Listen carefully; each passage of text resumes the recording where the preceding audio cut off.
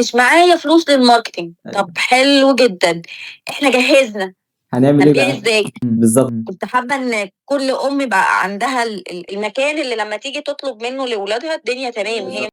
ميزانية الماركتينج ميزانية مهمة جدًا، وخصوصًا في المشاريع المتعلقة بالfood and beverage. من أهم النقط على الإطلاق إن أنت تبقى عارف هدفك كويس، سوقك كويس، دارسه كويس أوي، عارف هتعمل positioning لنفسك فين. لا تبقى حاطط نفسك في مكانة أقل من اللي أنت تستحقها ولا أعلى منك. دي نقطة ونحطها قدام عينينا كده، فإن إحنا مهما اجتهدنا إحنا مش هنوصل لدرجة الكمال. بالضبط. فهنبتدي واحدة واحدة. أنا مش لازم أعمل كل حاجة perfect، بس على الأقل رايحة في السكة الperfect. الحتة دي بالنسبة لي يعني حتة خاصة جدًا. يعني الحلم ما زال موجود. الحلم ما زال موجود.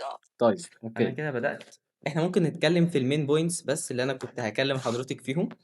أنا كنت هابدأ أوكي. حضرتك الأول، عايز أعرف أنتِ ليه بدأتِ يعني إيه الشغف بتاع المطعم، دخول حضرتك في المطعم، وإزاي بقى حضرتك انتقلتِ من المطعم للسوشيال ميديا للcontent للmarketing مرة واحدة كده؟ تمام. طيب هو مبدئيًا يعني شغفي بالمطعم عشان أنا هوايتي الطبخ. حلو. أنا أساسًا باحب أخش المطبخ وأعمل أكل واخترع حاجات وأجرّب حاجات وأضبّط. فأنا أساسًا يعني باحب المطبخ. جميل. يعني لمّا باحب صحابي باحب كده، باحب بقى أعمل أكل، أحب الناس باحب مش بس أعمل الأكل، باحب أشوف الناس وهي بتاكل الأكل اللي أنا عملته. مخبوزات ومن وكده هنا جه. والّا مخبوزات وكده والّا أكل لا، لأ، عمومًا؟ ما ليش في المخبوزات، في العجن والحاجات دي لأ، بس أكل بقى، يا مكرونات، فاهمني، حاجات أيوه. الأكل بتاعة الأمهات في البيت بقى. تمام. ممكن أخترع أكلة يعني أشوف أكلة من مطبخ مختلف. حبيت أجرّبها أوكي، حاجة لبناني، حاجة سوري، حاجة إيطالي، أوكي. فده كانت الحاجة اللي أنا باحبها. تمام. فقُلت طَب why not إن إحنا يعني حلو فكرة يعني البرجر. وساعتها أنا كان عندي ابني كان صغير، كان حوالي 5، 6 سنين، وبيحب جدًا ساندوتشات البرجر بتاعة الشارع، بتاعة المطاعم. كلنا. وأنا كنت عارفة كويس أوي إنه المطاعم بنسبة كبيرة جدًا هي مش بتقدّم pure meat. يعني اللحمة عندهم مش لحمة. عليها إضافات أخرى، هي مش لحمة صافية. بالذات ماك وكده. فطبعًا لأ، ماك مش لحمة أصلًا. أيوه. يعني بعيدًا عن ماك خالص، يعني إحنا بنتكلم على ساندوتشات البرجر عشان ماك برجر بس لأ، كله مصنّع، يعني لحوم مصنّعة جدًا. أمّا بقية يعني مطاعم البرجر فاللحمة فيها برضه مش بتبقى صافية. أيوه. فكان هدفي إن أنا أعمل brand برجر اللحمة لحمة صافي بدون أي إضافات. حتى 100%؟ التتبيلة اللي كنا 100%. إمم. ما كناش بنضيف عليها أي حاجة خالص. هي لحمة pure بيبقى فيها نسبة دهن معيّنة مقارنةً بنسبة اللحمة عشان خاطر البرجر ما يفُكِّش من بعضه. بس. لكن هي لحمة صافي وبيتحط عليها التتبيلة بتاعتنا الخاصة بتاعتنا، لكن أي إضافات أخرى ضارة بالصحة لأ. فكان هدفي إن إحنا نعمل brand برجر لمّا عيلة حابة تاكل من برّه أو تجيب ساندوتشات برجر، هي بتاكل ساندوتشات messy جدًا زي بتاعة برّه بالضبط، لكن الquality بتاعتها نضيفة كإنها معمولة homemade. يعني اللحمة طعمها لحمة، بتاعة البيت طعمها حلو، طعم اللحمة باين فيها. فده كان mainly الفكرة بتاعة المطعم.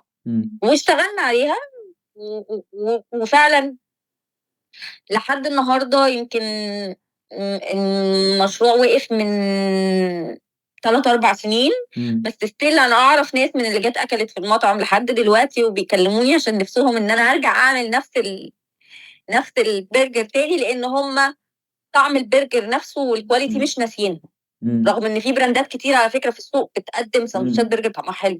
إمم. بس still إنه هُم كانوا بياكلوا عارفين إن دي فعلًا لحمة صافي من غير إضافات.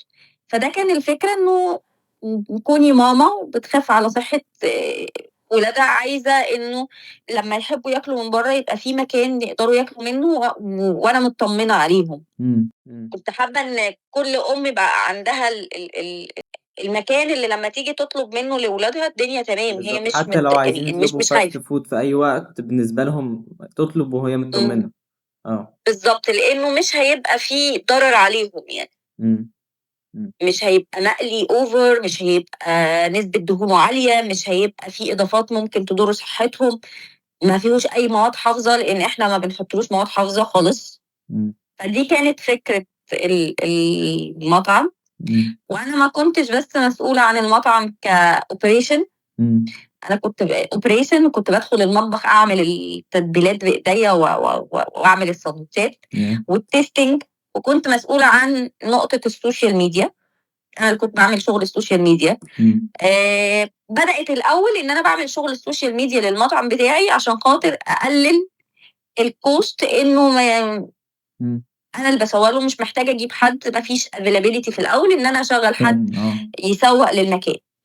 ولمّا حصل إنه ما كمّلناش، كان من هنا إنه طَب أنا باعرف أعمل حاجة كويسة وtalented فيها شوية، إمم. وهي الكتابة والتسويق. فكان من هنا نقطة التحوّل، إنه طَب why not إن إحنا نحوّل ده من مجرّد حاجة كنت باخدم بيها project خاص إمم. لدراسة وأساسيات بقى، ويبقى الحكاية professional يعني، ويبقى career تاني. فجات من هنا الshift career يعني. أنا هاسيب حتّة الmarketing دي نتكلّم فيها المرّة الجاية عشان دي حتّة هتطوِّل أوي، وأنا أوي. عندي أسئلة كتير أصلًا يعني أسأل حضرتِك خدتِ إيه ودرستِ إيه والكلام ده كلّه. بس أوكي. عندي سؤالين، حابة ترجعي تاني لموضوع المطعم الbusiness بتاع المطعم وكده والّا ما لأ، والّا بتفكّري؟ هو still الحلم بتاعي، يمكن حصل عليه شوية modification شوية، إنه يبقى المكان مش بس ساندويتش، لكن يبقى أكتر قهوة، يعني آه. كافيه، يعني الناس تشرب مشروب قهوة حلو مع ريحة مخبوزات جميلة في المكان، حلو. بcozy vibes بقى، يعني حاجة أنا ترجّع أنا الناس أنا شايف للقصة القديمة يعني. شايف الموضوع ده هيبقى ناجح كمان الفترة دي بالذات، لإن الناس بدأت تتجه للbranding المصرية، وبدأت تسيب ستاربكس والحاجات دي كلّها، بدأت تركّز أكتر على الbranding المصرية. فأنا كنت لسه وبعدين هاسأل في حضرتِك كمان بعد إن حضرتِك كنتِ بتقولي 3، 4 سنين، فتقريبًا من قبل كورونا صح؟ من قبل كورونا آه. بعد كورونا في تحوّلات كتير حصلت، فأنا أعتقد كمان في فرصة في صالحكم يعني كبيرة. هي الفكرة غير مطروحة لإن هي تبقى على أرض الواقع حاليًا يعني، بس هو still الحلم بتاعي إنه يبقى عندي المكان الخاص بيّا، لإنه أنا حبيت أوي في الفترة دي مش بس إني باقدّم حاجة كويسة، كنت أنا بابقى موجودة معظم الوقت في المكان، فكنت إمم. باشوف الimpact direct مع الclients. إمم. أنا كنت دايمًا أطلع، وكنت دايمًا أتطمن إنه الأكل كويس، الأكل عاجبهم، باسمع الfeedback منهم، باشوف الappreciation. كنت عاملة لوحة لطيفة كده بيعلّقوا عليها الcomments بتاعتهم، بس إمم. بادّيهم إمم. آخر يعني قبل ما يمشوا sticky notes إمم. يكتبوا فيها ويعلّقوا على اللوحة، وكنا بنصورها وانزّلها على الصفحة بتاعة جميل. المكان كل فترة. الimpact بتاع ده حاجة يعني لا تُعوّض بثمن. طبعًا. آه. فالحتّة دي بالنسبة لي يعني حتّة خاصة جدًا. يعني الحلم ما زال موجود. فالحلم ما زال موجود طيب، أوكي. ربنا يعني يوفقِك وإن شاء الله في يوم من الأيام تعمليه، وأكون من أوائل الناس اللي أتمنى. تيجي تاكل وتشرب فيه، إن شاء الله، أتمنى. بإذن الله. الحاجة التانية، إيه بقى التحديات اللي قابلتِك في المطعم، في البداية خالص؟ تحديات كتير. أول حاجة إن أنا كنت بادية الproject بlow budget جدًا. آه. تاني حاجة إني كنت بادية الproject من غير أي experience خالص، إمم. ولا في السوق ولا في الماركتينج ولا في أي حاجة. إمم. ودي نقطة يعني مع الخبرة اكتشفت إنه أنت عشان تعمل project مش كفاية إن أنت تشوف إن الproject ده ليه أمثلة ناجحة، إن إمم. هم ممكن يكونوا ناجحين وأنت لمّا تيجي تشتغل لو مش دارس السوق كويس، مش عارف أنت هتعمل positioning لنفسك فين بالضبط، مش دارس إمم. جمهورك المستهدف صح، هتوجّه إمكانياتك غلط هتتهدر. يعني شايفة الدراسة ممكن توصل مهمة؟ جدًا. إمم. من أهم النقط على الإطلاق إن أنت تبقى عارف هدفك كويس، سوقك كويس، دارسه كويس أوي، عارف هتعمل positioning لنفسك فين، إمم. عشان لا تبقى حاطط نفسك في مكانة أقل من اللي أنت تستحقها ولا إمم. أعلى منك، لإن الناس هتستنى منك اللي أنت هتوعدها بيه. إمم. فلو أنت ما قدمتش للناس اللي أنت وعدتها بيه فعلًا، إمم. أنت هتنزل. بالضبط. آه. فلو مش عامل الحتة دي كويس أوي، إمم. أنت يعني هتبوظ منك. إمم. كمان حاجة إنه ميزانية الماركتينج ميزانية مهمة جدًا، إمم. جدًا، جدًا، وخصوصًا في المشاريع المتعلقة بالfood and beverage. إمم. ما ينفعش نهملها وما ينفعش تكون خطوة جاية، إمم. هي المفروض تكون خطوة قبل. إمم. يعني أثناء ما إحنا بنأسس للمكان لازم نبقى بنأسس إمم. الماركتينج بتاعه. at least social media. فدي مش بس السوشيال ميديا، أنا يعني أنا باقول لازم at أبقى least، عارفة باقول at least. يعني أتليست طبعًا، طبعًا، طبعًا. أسوأ الظروف لو أنا معيش خالص budget، معيش حاجة، أعمل social media أو أجيب حد يمسك السوشيال ميديا. وقبل السوشيال ميديا الbranding إمم. من الاسم للLogo للmenu للحتة دي كلها، إمم. لإن هي كلها هتبقى مربوطة ببعضها بعد إمم. كده. إمم. فأنا لو ما حطيتش الأساس صح، إمم. الدنيا مش هتبقى مضبوطة. معظم الناس بتبتدي project وبعدين على تبقى الله. تفكر في الmarketing. بالضبط. اللي هو وبعدين تيجي تقول لك إيه، أصل أنا صرفت الفلوس كلها البادجت كلها على التجهيزات، فأنا مش معايا فلوس للmarketing. أيوه. طب حلو جدًا، إحنا جهزنا، هنعمل إيه هنبيع بقى؟ إزاي؟ بالضبط. هنبيع إزاي؟ بالضبط. ما هو أنا mainly أي project هدفه الربح. مضبوط. طب أنا هاربح إزاي؟ إمم. لمّا أبيع، سواء خدمة أو product أيًا كان. لسه كان عندنا في الشروق هنا في مولات جديدة بتتفتح، اهم. ومن ضمن المولات أنا كنت باشوف ناس أنا أعرفهم بياخدوا مكان وكده بيفتحوا محل جديد، فالمكان ده كان waffle، عبارة عن waffle. أنا بالنسبة اهم. لي ده case study. أنا بالنسبة لي ليه بقى؟ لإن صاحب المكان أصلًا هو كان راجل في العقارات، شغال تقيل جدًا في العقارات، لكن قرر إن هو يبعد عن مش يبعد عن الموضوع ده، يفتح حاجة زي side hustle أو حاجة على جنب، وإنه يعمل أوكي. يشتغل في الwaffle، وجاب ناس بتفهم في الكلام ده كله. بس المشكلة إن هو صرف على الdecoration وعلى المكان كتير جدًا، وإحنا أصلًا عندنا هنا في الشروق الأسعار الإيجارات عالية جدًا. فهو أول حاجة قرر يفتح فيها مرّة واحدة بstart بسم الله الشروق.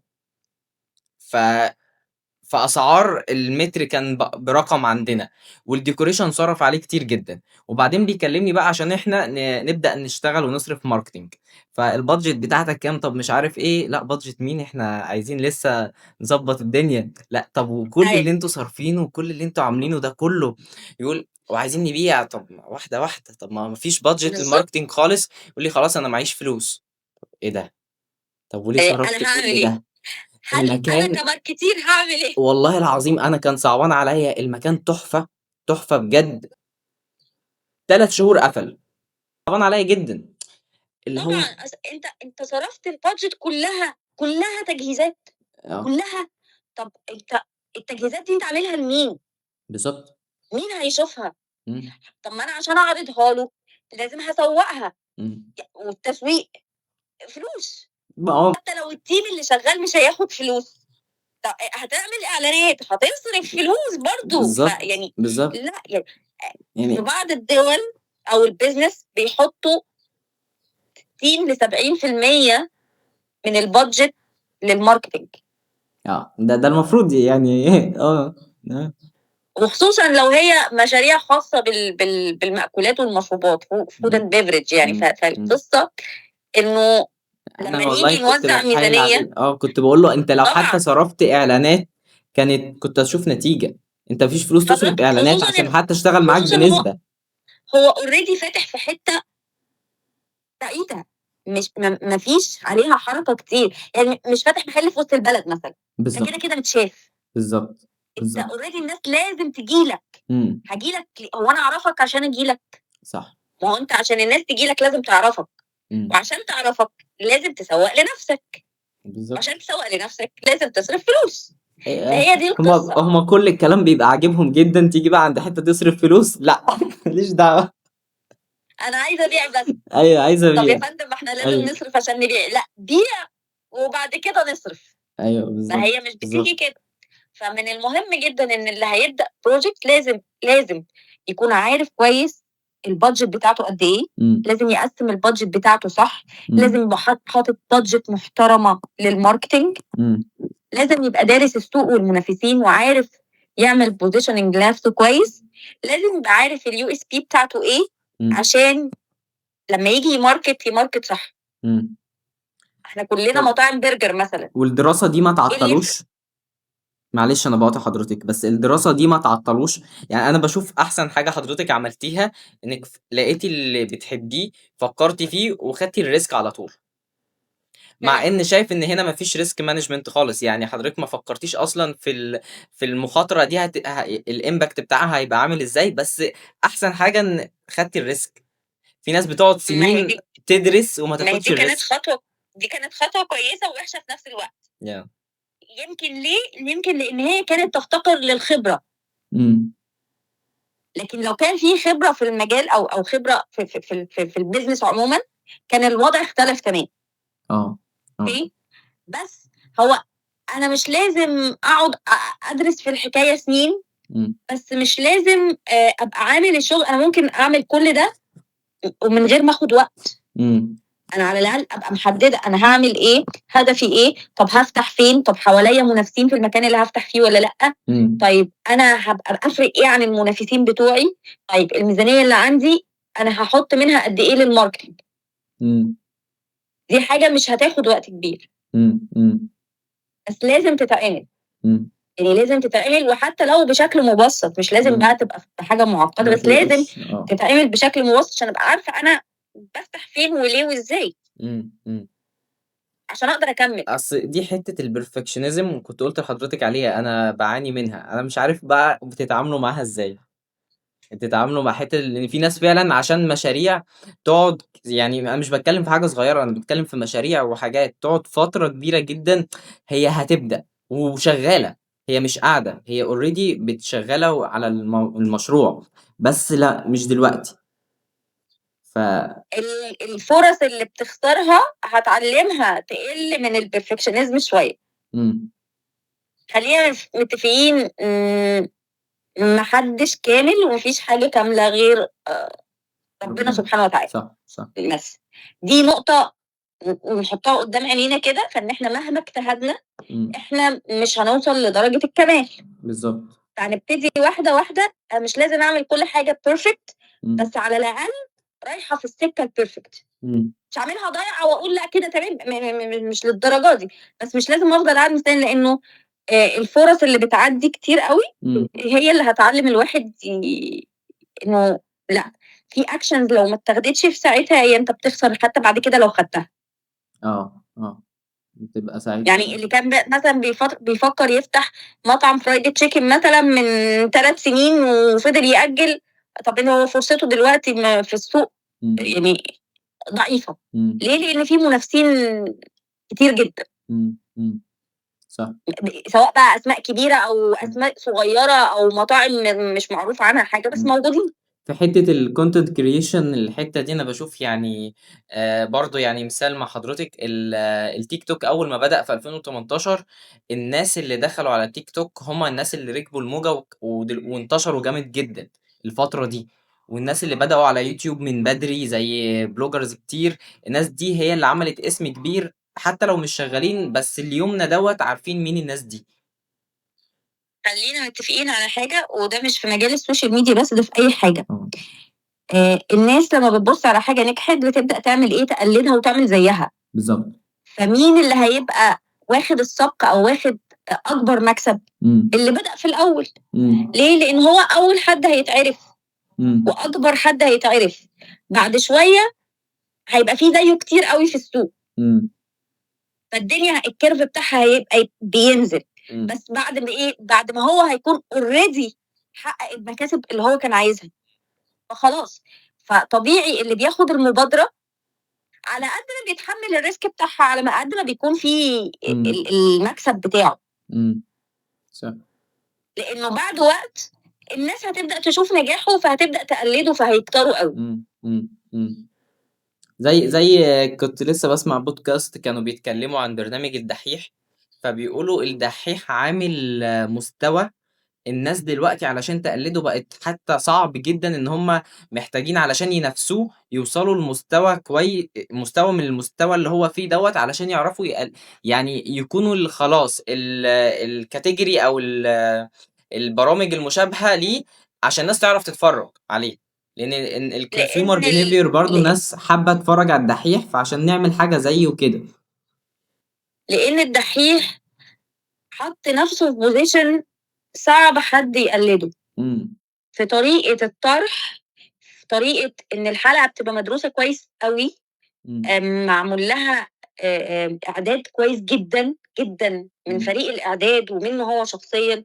هو ليه يعني الاسلوب اللي بيطلع بيه قدام الكاميرا اسلوب الدحيح، فهو اخذ المبادرة في حاجة زي كده، وربنا يعني ربنا اداله انه يكون مميز في الحتة دي، فهو بقى معروف ده الدحيح وده اسلوب الدحيح. اي حد هيطلع تاني بيحاول يعمل ده هيتقارن بيه وهيتقال انه بيقلد الدحيح. صح. لو معرفش يوصل لدرجة التميز دي بحيث انه يبقى له شكله هو، الناس مش هتشوف انه الدحيح حاطط نفسه في حتة مختلفة. ده حقيقي. بعيدنا شوية معلش، بس نرجع لحتة البادجت بتاعة الماركتينج. أنا فعلا بشوف حتة الدراسة والموضوع ده مهم جدا، لأن مش هقول زي ما الدراسة اللي حضرتك عارفاها إن من كل 10 مشاريع بتفتح في 9 بيقفلوا وواحد هو اللي بيكمل والكلام ده كله. أنا شايف إن ده دول اللي مثلا بيدرسوا. طب هم ما بيدرس، إحنا عندنا في مصر مفيش حد بيدرس أصلا حاجة خالص، إحنا بنفكر وعشان كده بيحصل مشاكل بعد كده في الآخر. كم بروجكت بيفتح قصاده كم بروجكت بيقفل. بالظبط. وكم بروجكت بعد ما بيفتح بسنة بيقفل.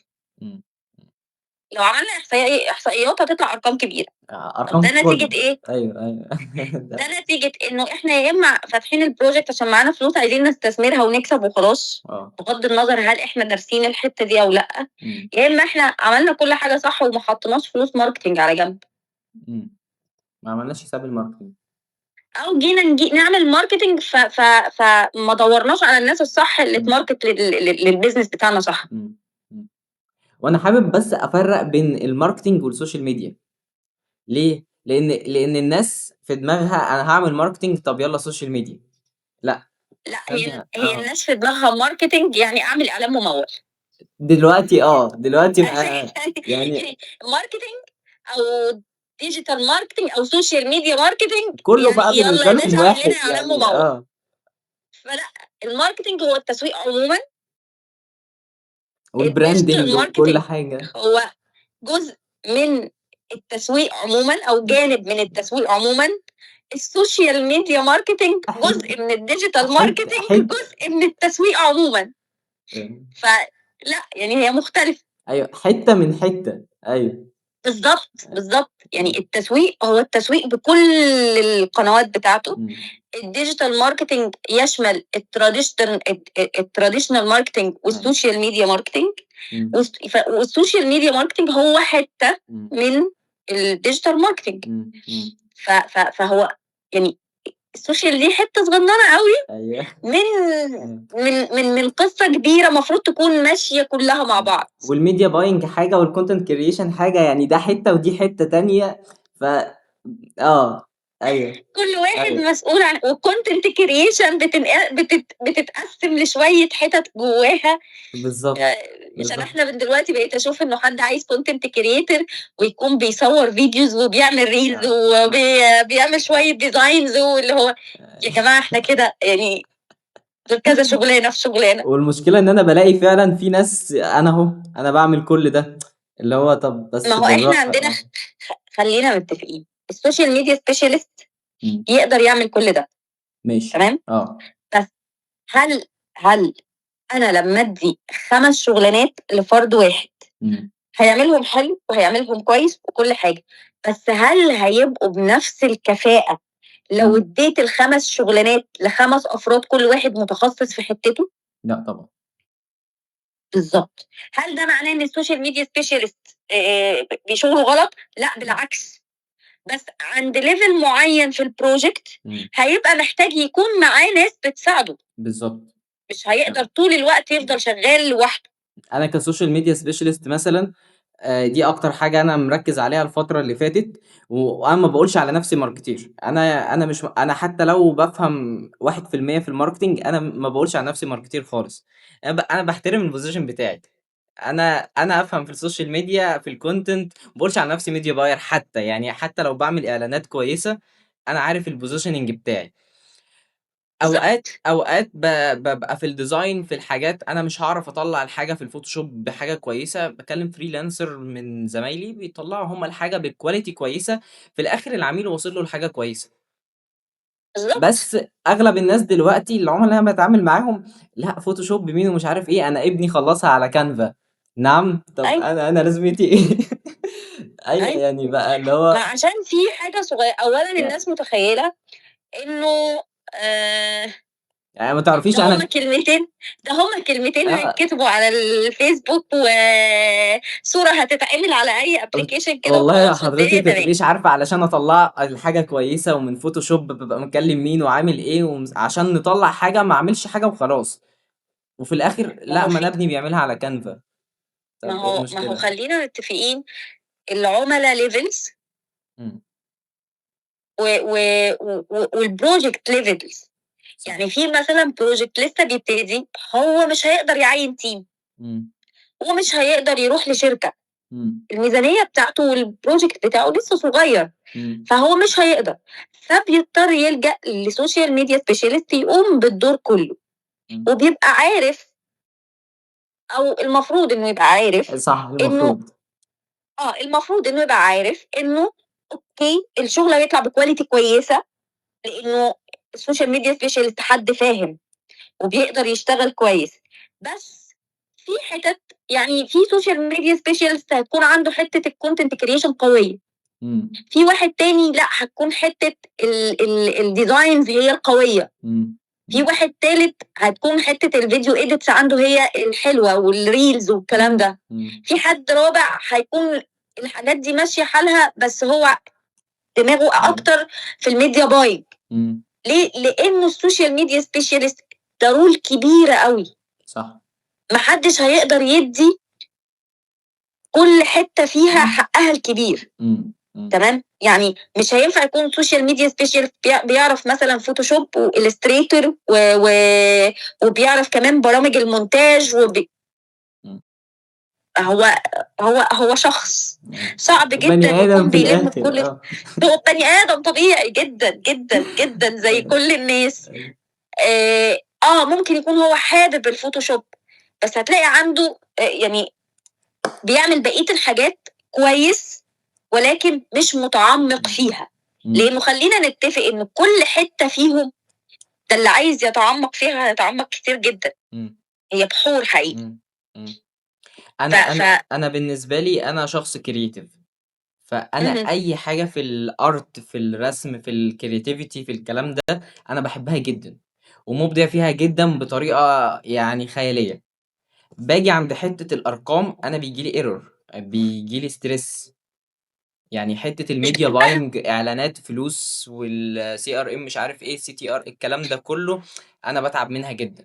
فباجي عند الحتة دي أنا ساعات باقول لهم لأ يا جماعة أنا content creation وهاعمل كذا، كذا، كذا، يعني أحسن حاجة أنا باشوفها كمان في الsocial media specialist إن هو يبقى عارف نقط قوته ونقط ضعفه فين. فأنا شايف بالضبط، نفسي كويس جدًا في الcreative. خلاص أنا كويس جدًا هنا، وهاعمل لك دي برضه، بس أنا مش هاعرف أأدّي في دي زي ما أنا هأدّي هنا. بالضبط. بالضبط. وكل الsocial media specialist أو يعني نسبة كبيرة فيهم بعد فترة من الوقت إمم. بيفضّلوا مجال يتخصصوا فيه، إمم. ما بيكمّلوش social media specialist، يعني إمم. هو بيبقى خلاص جرّب كل حاجة، فجِه عند نقطة وحَس إنه لأ، أنا حابب أتعمّق في الحتّة دي أكتر ويبقى ده تخصُّصي، إمم. فخلاص بي يعني أنا عايزة أقول يعني وإذا ما كنتش باكبّر الحكاية أوي، في مجال الcopywriting حتى في ناس بتتخصص في نوع أو 2 في الcopywriting بس، مش بيبقى copywriter عمومًا يعني. فحتى جوّه المجال الصغير في تخصصات كمان، بس أيوه. طبعًا دي مرحلة advanced أوي مش كل هو الprojects بتبقى أنا واصلة لها عندي يعني. تعليقين على كلام حضرتِك.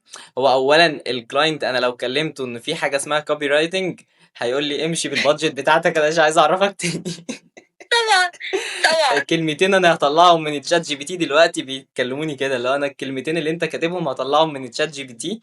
فاللي هو لأ يا جماعة ChatGPT إيه بس اللي هتطلّعوا منه الكلام، يعني مش كده خالص. يعني الcopywriting ده ليه الposition بتاعه برّه أصلًا. بس تمام بالضبط. يعني it's okay. الحاجة التانية بقى ودي أنا يعني دي أنا اتعلمتها فعلًا من واحدة اسمها لُبنى خالد. هي الowner بتاعة freelance yard. لو حضرتك تسمعي عن freelance yard. طبعًا. كانت بتتكلم إن لمّا كانت قبل الfreelance yard وقبل ما صلاح أبو المجد ياخد الشهرة بتاعته وكده، أكيد حضرتك تعرفي صلاح. اهم. آآ كانت بتتكلم معاهم على موضوع إن هي لمّا صلاح أبو المجد كان عايز حد copywriter شاطر. أها. كلموا لُبنى. وساعتها لُبنى كانت عاملة branding لنفسها في الشركات، هي ما كانتش مشهورة بس كانت عاملة branding معروفة في الشركات عمومًا. تمام. فكلموا لُبنى وقالت لهم أنا specialize في 1، 2، 3 وقالت له أنا هاقدر أفيدك في كذا، كذا، كذا. وكان هو محتاج حاجة specialize أوي بالEnglish في الموضوع دوّة. وأنا كنت اهم. أول مرّة أسمع أصلًا يعني copyright mean أصلًا ما كنتش باعتبر إن الموضوع ده شغل أصلًا. بعد كده كمان أيوه. specialized فيه، ده يعني إيه ده أكتر من كده إيه. فهو بالضبط. كان محتاج ده جدًا. وساعتها طلبت منهم رقم كبير. وقالت له أنا هاقدر أعمل لك اللي أنت عايزه، وهاقدر أفيدك في 1، 2، 3 عشان هي specialize فيه، بس في مقابل طبعًا. كذا. فهو نَفْسه أصلًا أنا باسمع الكلام منّه بيقول هي باعت لي. هي فعلًا من كتر ما هي شاطرة في الحتّة اللي هي فيه، باعت لي الشغل بتاعها. فيعني اشتغلوا بالضبط. مع بعض بعد كده وعملوا حاجات كتير مع بعض بعد كده. بس أنا يعني باعقّب على الحتّة بتاعة حضرتِك دي صح. يعني ف بالضبط.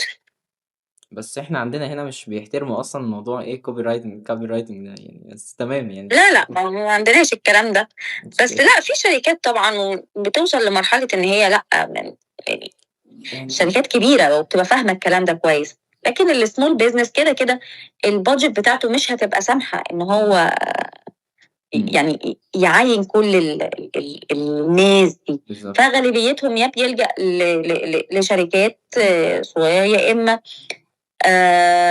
بيلجأ لسوشيال ميديا specialist. specialist هو اللي يقوم إمم. بالموضوع يعني. إمم. ده حقيقي. أوكي، أنا طوّلت على حضرتِك النهارده.